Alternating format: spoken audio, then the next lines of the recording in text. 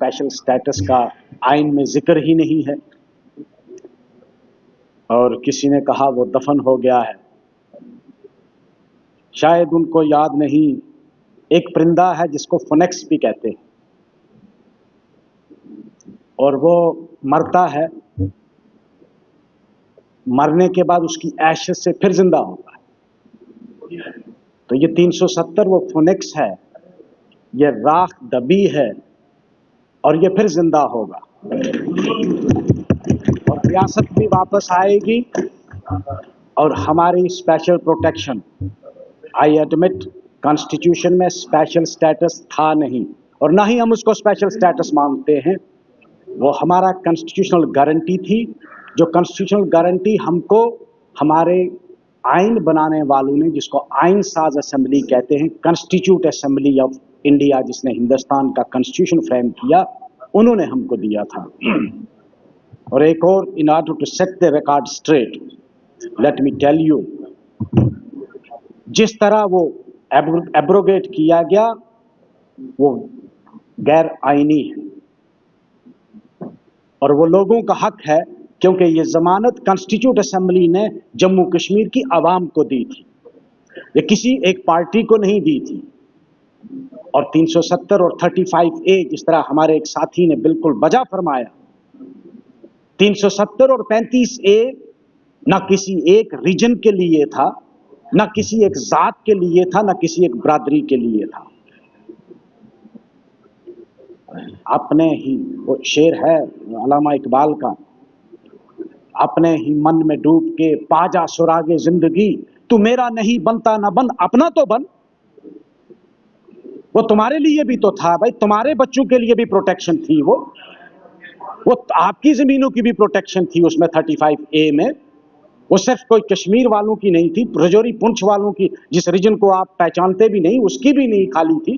वो चनाब वैली के लिए खाली नहीं था, वो पूरे जम्मू कश्मीर के लिए था।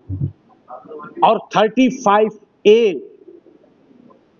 is a recognition of an order issued by the महाराजा। वो किसी कोई नेगोशिएशन से नहीं आया था। शायद आपने, अगर किसी ने तारीख पढ़ी होगी, 1925 में पहला आर्डर निकला, 1925 में एक आर्डर निकला, महाराजा ने एक आर्डर निकाला कि भाई जम्मू में, क्योंकि जम्मू में the best basmati of the world was cultivated in RS Pura and adjoining area, और वो एक्सपोर्ट होती थी उस वक्त, क्योंकि अंग्रेजों की हुकूमत थी हम पे, उबलाइत जाती थी वो। और लॉजिक ये था कि ये जो आरएसपुरा सियालकोट के साथ लिंक था, यहां की सारी जमीन लोगों ने खरीदना शुरू कर दी। महाराजा साहब ने 1925 में एक आर्डर किया था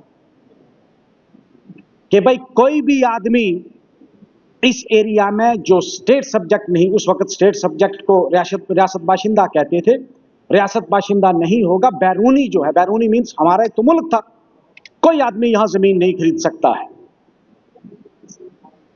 तो कुछ वकीलों के पास गए, उन्होंने कहा भाई सेल पे पाबंदी है, तो उन्होंने मार्टगेज करना शुरू कर दी। मार्टगेज पे सस्ते दामों पे 100 साल के लिए, 50 साल के लिए वो जमीनें मार्टगेज होना शुरू हो गई। Then in 1927 Maharaja imposed a blanket ban on alienation, जिसमें ना कोई सेल हो सकती है और ना ही कोई मार्टगेज हो सकती है। और उसी आर्डर में कहा कि गैर रियासत बाशिंदा जो होगा वो यहां नौकरी भी नहीं कर पाएगा। उसके पीछे भी एक लॉजिक था, और वो मूवमेंट जम्मू से उठी थी, जिस मूवमेंट के रिस्पांस में ये आर्डर आया। वही राइट जो था जम्मू कश्मीर की आवाम का, हमारी कॉन्स्टिट्यूट असेंबली ने तस्लीम किया, और जब 1950 में आइन जो है वो वजूद में आया, तो उसमें आर्टिकल 370 रखा गया। लेकिन 370 में जमीन और नौकरियों की प्रोटेक्शन नहीं थी।